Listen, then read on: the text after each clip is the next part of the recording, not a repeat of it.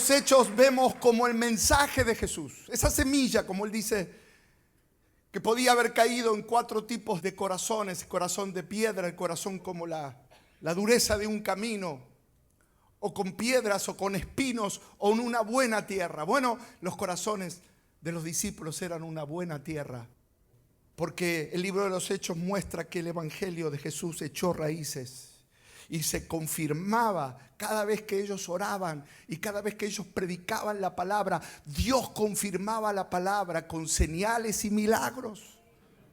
Esas señales y milagros siguen ocurriendo hoy. El libro de los Hechos tiene 3 propósitos fundamentales. Número 1, hablar de los hechos poderosos del Señor a fin de confirmar a los cristianos, afirmarlos a los primeros cristianos de esa época, que eran los cristianos que leían esos manuscritos, que leían esos mensajes, esas cartas, para que sus vidas sean confirmadas con las obras y el mensaje del Señor, lo que el Señor estaba haciendo. Fortalecer a la iglesia y a las generaciones posteriores, fortalecernos a través de la palabra, a través de los hechos poderosos de la iglesia, trayéndonos consuelo, trayéndonos ayuda, trayéndonos esperanza, diciendo el Señor que el mensaje es un mensaje que prevalece. Es un mensaje que trae ayuda, que trae autoridad, que trae consuelo a los corazones que están pasando dolor. Y también, sobre todas las cosas, hacer ver que ese mensaje que ustedes tienen en sus Biblias, que yo puedo leerlo en diferentes traducciones ahora, con estas nuevas generaciones de Biblias que vienen con diferentes traducciones. Ese mensaje es de bendición para la sociedad. La iglesia es una bendición para la sociedad. Nosotros somos una bendición para las familias. Usted es una bendición para su familia. Usted es un motivo de bendición y de esperanza. Las tinieblas van a retroceder porque una luz se ha encendido en tu familia, y esa familia va a quebrar la tradición de maldiciones generacionales y de iniquidades que pasaban de generación en generación. Pero ustedes van a predicar el verdadero mensaje de la cruz de Cristo, que ha quebrantado las maldiciones.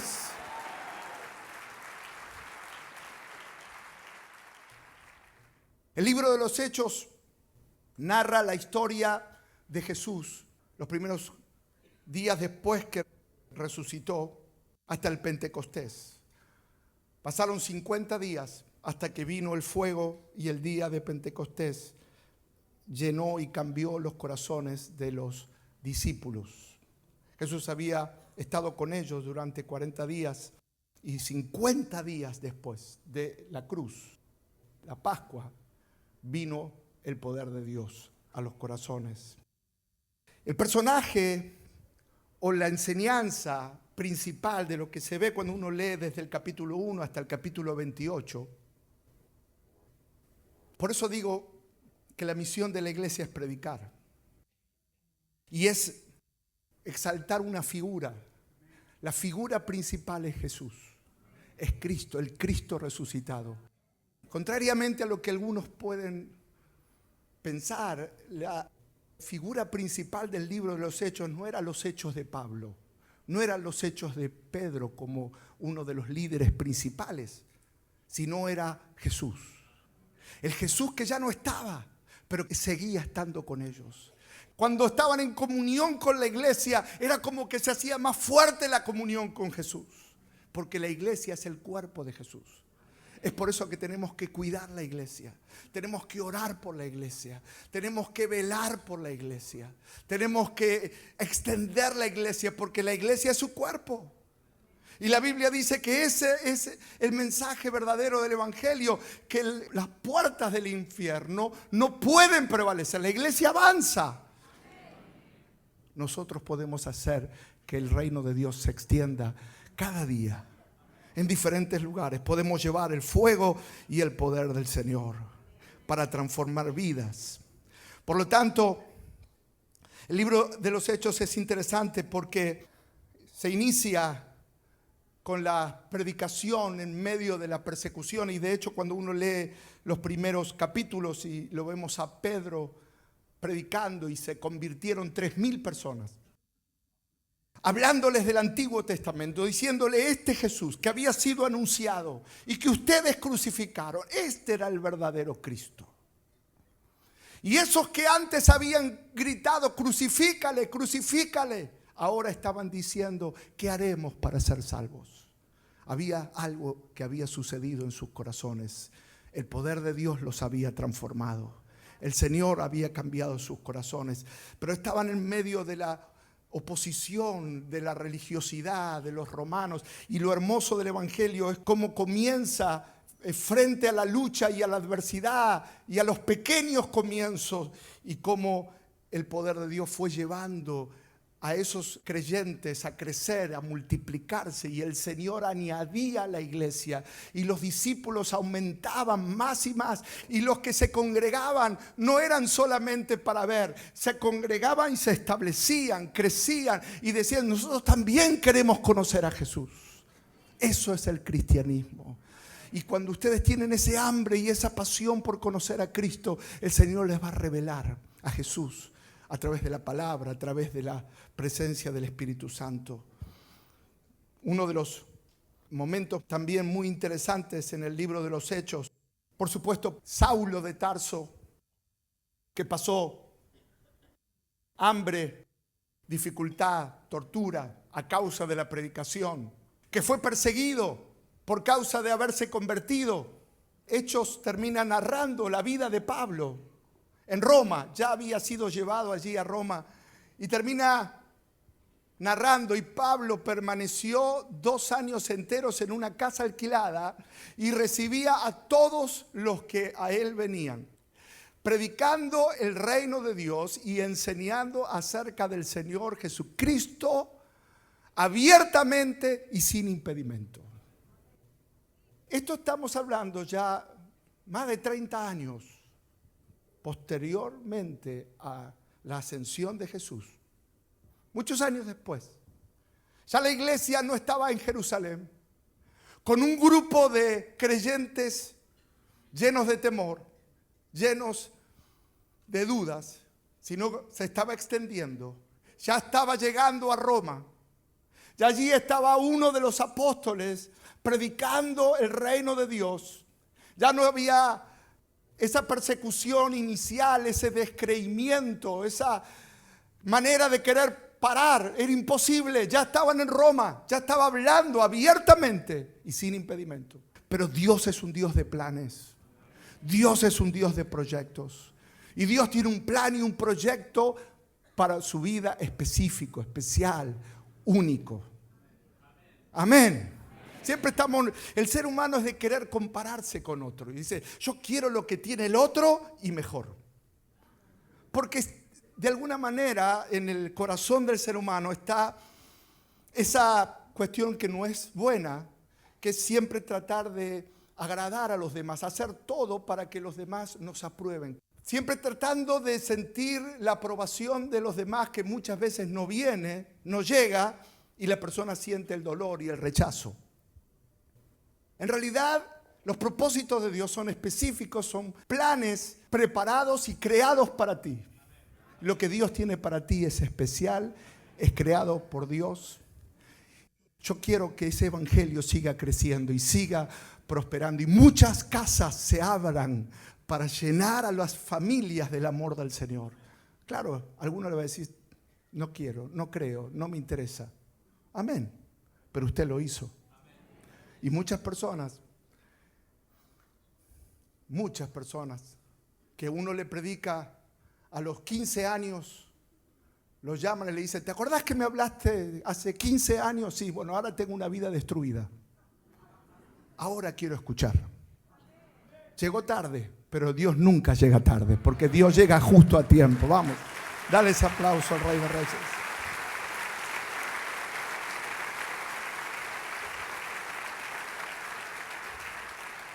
Ese poder transformador que trae a la sociedad el poder de la palabra y el poder del Espíritu Santo. Y dice la Escritura que Pablo menciona que se convertían miles y cada vez se añadían más, y después ya dejó de nombrar cuánta cantidad de personas se convertían, solo decía que la palabra de Dios crecía y el número de los discípulos se multiplicaban a tal punto que los sacerdotes abrazaban la fe. Es decir, lo que parecía imposible, el mensaje poderoso abría los corazones y provocaba cambios milagrosos. Yo creo que esas conversiones genuinas y poderosas todavía están presentes, y eso es lo que Dios va a hacer contigo hoy. Te va a tocar de una manera especial. Hay muchísimas personas que recibían la palabra, como en Samaria. Dice la Escritura que el libro de los Hechos, capítulo 8, versículo 5, dice: entonces Felipe, descendiendo a la ciudad de Samaria, les predicaba a Cristo, y las gentes unánimes escuchaban atentamente las cosas que decía Felipe, oyendo y viendo los milagros que hacía. Porque muchos que tenían espíritus inmundos salían dando grandes voces, y muchos paralíticos y cojos eran sanados. Así que había gran gozo en aquella ciudad. Por eso dije al comienzo del sermón, mirando la ciudad, tal vez usted dice: en estos días no hay motivo de gozo. Y el Señor puso en mi corazón esta palabra. Y dije: ¿qué es lo que trae gozo a una ciudad? ¿Qué es lo que dice la Biblia que trae gozo a una ciudad? La presencia del Evangelio. La presencia del Evangelio. La ciudad de Samaria, una ciudad incrédula, una ciudad no judía. Pero en otra ciudad había corazones que se abrían y se llenaban de gozo. Y Dios usaba a Felipe. Ahora, ¿quién era Felipe? Felipe era un simple servidor de mesas. Porque usted dice: el gran apóstol Felipe. No, no era ese. Era un servidor de mesas, lleno de la pasión, que le hablaba a quien se le cruzara del amor del Señor. Y llenó de gozo una ciudad. No por él, sino porque era portador de un mensaje y de una unción poderosa. Y esa unción poderosa, ese fuego poderoso, es el fuego que también nosotros anhelamos hoy. El mensaje que trae gozo a una ciudad. El versículo anterior. Porque muchos de los que tenían espíritus inmundos salían dando grandes voces, y muchos paralíticos y cojos eran sanados. Esto pasaba con Jesús. ¿Sí o no? Pero 30 años después, Jesús ya no estaba. Jesús había ascendido, estaba en los cielos. Ya no estaba Pedro, porque Pedro estaba tal vez en otra ciudad. Estos eran los que habían creído, como ustedes. Así que el Señor tiene cosas grandes. Por eso dice la Escritura: pedid y se os dará. Mateo capítulo 7, versículo 7 en adelante. Pedid y se os dará, buscad y hallaréis, llamad y se os abrirá. Porque todo aquel que pide recibe, y el que busca halla, y al que llama se le abrirá. ¿Qué hombre hay entre vosotros que si su hijo le pide pan, le dará una piedra? ¿O si le pide un pescado, le dará una serpiente? Pues si vosotros, siendo malos, sabéis dar buenas dádivas a vuestros hijos, ¿cuánto más vuestro Padre que está en los cielos dará buenas cosas a los que le pidan? Amén. Pedid y se os dará. Y en este pasaje hay dos cosas importantes para resaltar: una invitación y una promesa. La invitación es: pedid, buscad, llamad. Pedid, buscad, llamad. La promesa. Y la promesa es que si pides, se os dará; si buscas, hallaréis; y si llamas, se te abrirá. Wow. Yo quiero buscar más del Señor. Yo quiero buscar más del Señor. Tal vez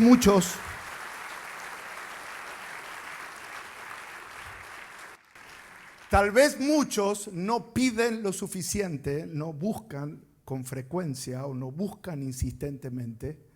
y no llaman con esperanza. Pero cuando uno llama a las puertas de los cielos, hay esperanza. Porque la clave de este pasaje no es una invitación a todos. Cuando el Señor habla de llamar o habla de buscar o habla de pedir, no habla que es algo abierto para que cualquiera pueda pedir. La Biblia dice en Santiago capítulo 5, versículo 16, confesaos vuestras ofensas unos a otros y orad unos por otros para que seáis sanados. La oración eficaz del justo, no cualquiera, justo. La palabra justo significa aquel que ha sido lavado por la sangre de Cristo.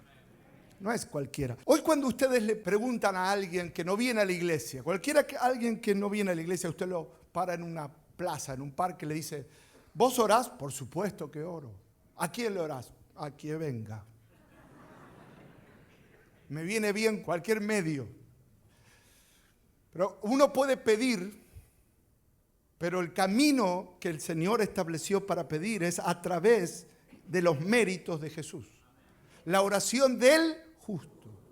Y para ser justo hay que recibir esa justicia a través de Jesús. Ser perdonados y ser lavados. Por lo tanto, para poder pedir abiertamente y pedir para que Dios nos dé en abundancia, tenemos que pedir con justicia y tenemos que tener el privilegio de poder acceder a su presencia. La Biblia dice en Hebreos capítulo 4, versículo 14, en la Nueva Traducción Viviente, uno de los pasajes más hermosos de la Biblia, dice, por tanto, ya que tenemos un gran sumo sacerdote que entró en el cielo, Jesús el Hijo de Dios, aferrémonos a lo que creemos. Nuestro sumo sacerdote comprende nuestras debilidades porque enfrentó todas y cada una de las pruebas que enfrentamos nosotros. Sin embargo, Él nunca pecó. Así que acerquémonos con toda confianza al trono de la gracia de nuestro Dios. Allí recibiremos su misericordia y encontraremos la gracia que nos ayudará cuando más lo necesitemos. ¿Cuántos necesitan el toque de Dios? Levante sus manos y diga, yo necesito. Señor, yo necesito el toque de Dios en mi vida. Yo lo necesito. Así que esa hermosa invitación de pedir, de buscar, de hallaréis. Es una gran invitación. Pedid que se os dará. Llamad que se os abrirá.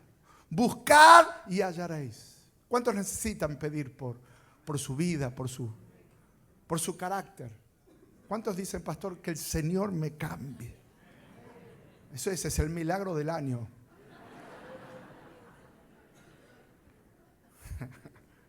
Amén. Pero lo va a hacer y cosas grandes van a venir a su vida porque la obra que Él comenzó la va a completar. Amén.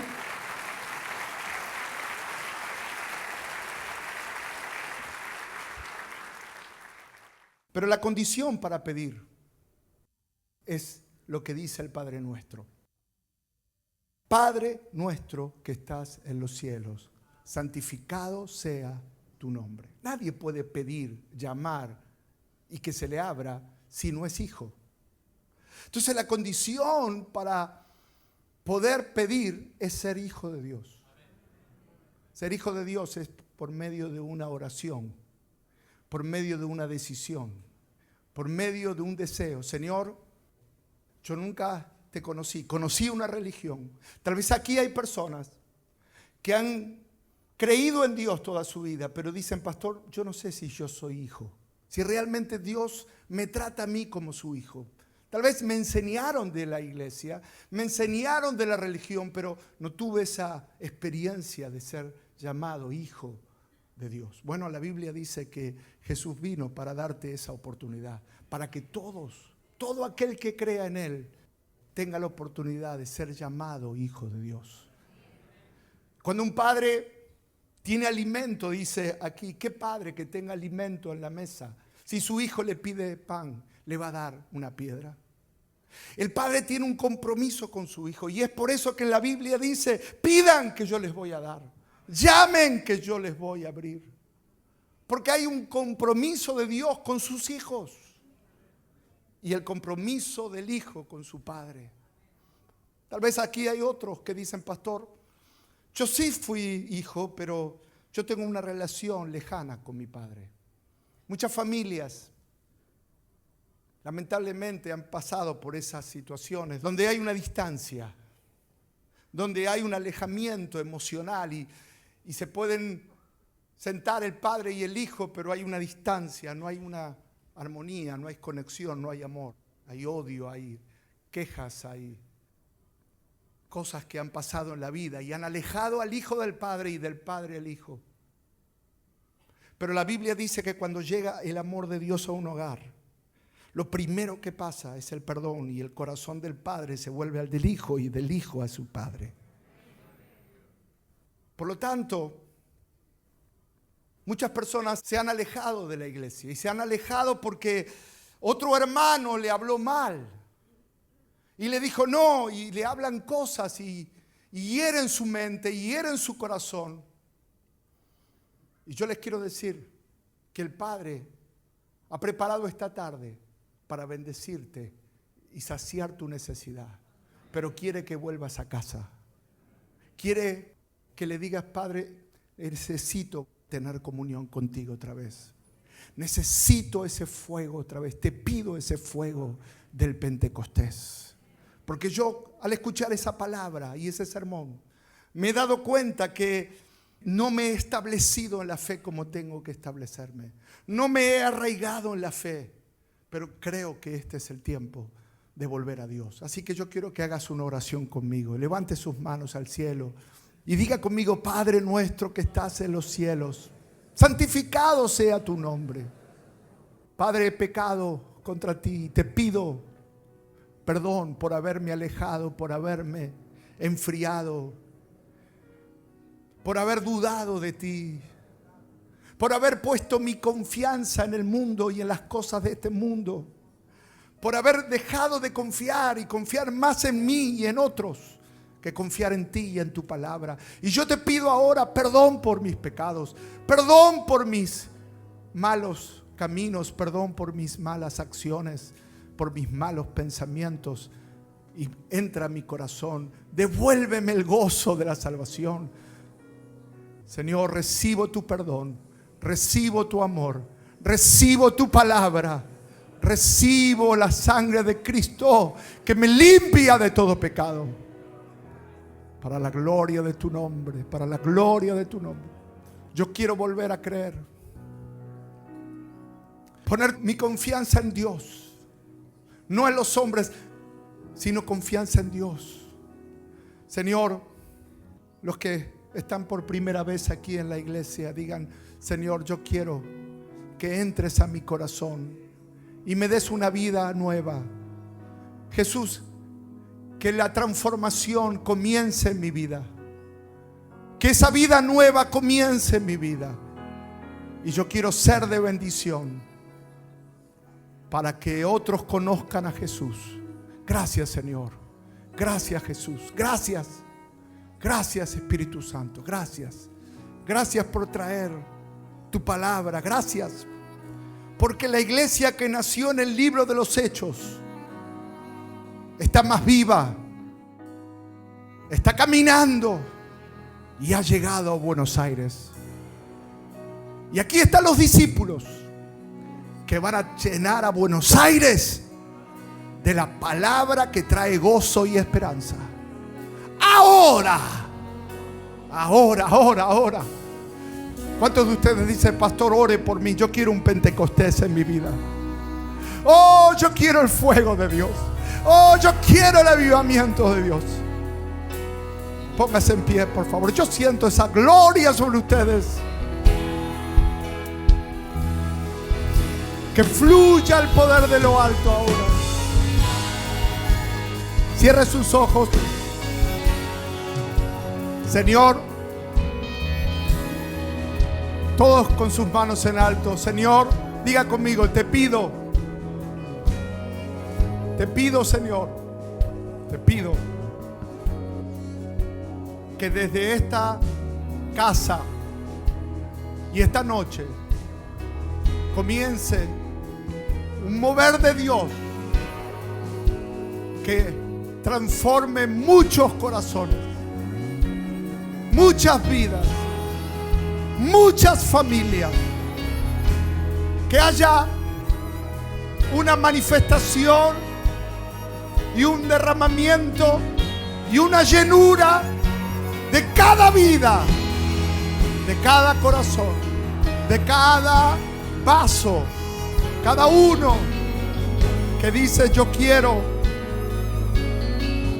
Porque el Señor dice, antes de salir necesitan algo. Necesitan pedir lo que pidieron los discípulos. Necesitan al Espíritu Santo. Ahí donde está, pídalo. Espíritu Santo, tercera persona de la Trinidad, Espíritu de Cristo, ven sobre cada corazón, sobre mi vida. Derrámate en mi interior, en mi mente, en cada área de mi vida. Sea lleno.